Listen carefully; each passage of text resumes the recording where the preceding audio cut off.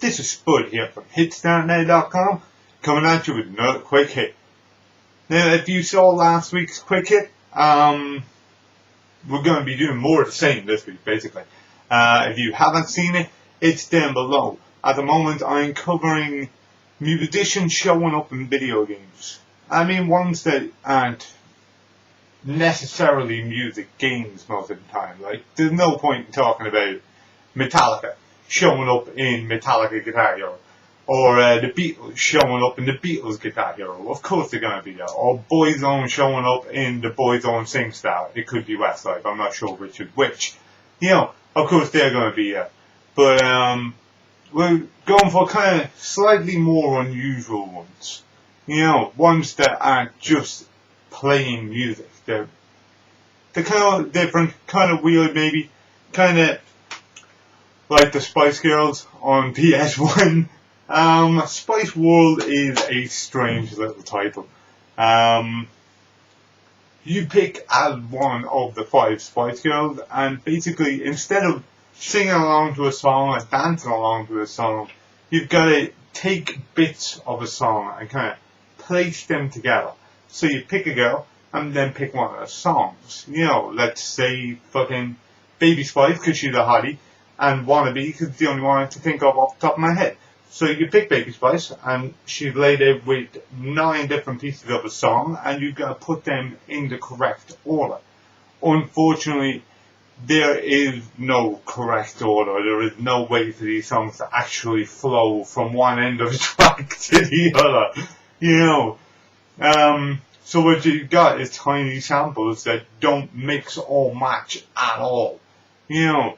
So no matter how well you know the song, you cannot put together a song that you know. Then you've got to take them onto a TV show where you've got to get them to learn all these dance moves and get them to dance to the absolute abomination of a song that you just made. It's the whole game from start to finish should last about 20 minutes, give or take. You know, you roll through 6 or 7 stages and that's it. That's all you do. You teach them how to dance, to do that little dance. You get the rest of them to do the backup dance, job. That's the whole game. There's nothing else. There's a bunch of kind of interviews and stuff like that you're getting. To be honest, they look fairly well considering we're running a real-time video on PS1.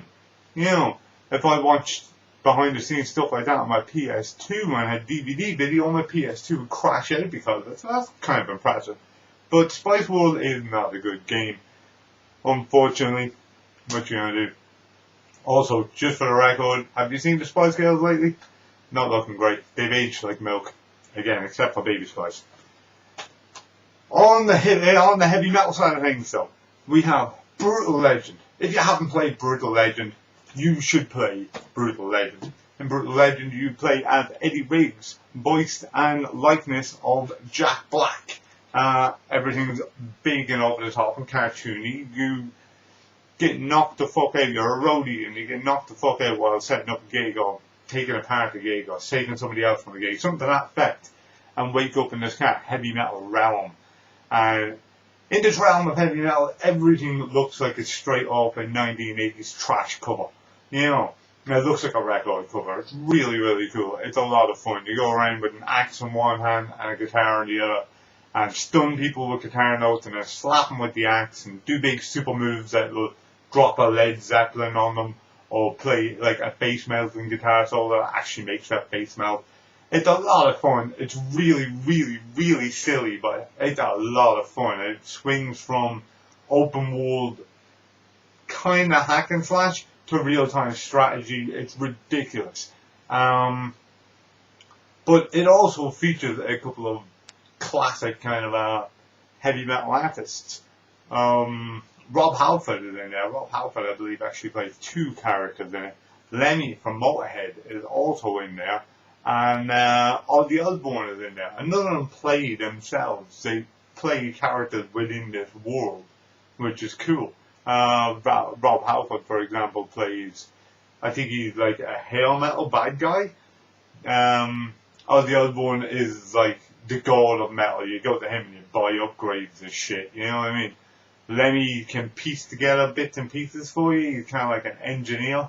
It's cool. All the faces, the likeness is in it. It's their actual voices playing them. It's really cool. It's a fun little game. It's very imaginative, very bizarre, and it's a lot to crack.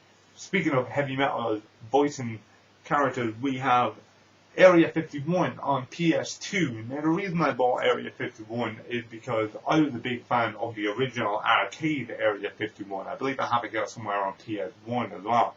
I spent a lot of time in the arcade blowing away aliens in this, and I really enjoyed it. It's a lot of fun. It's a good little game.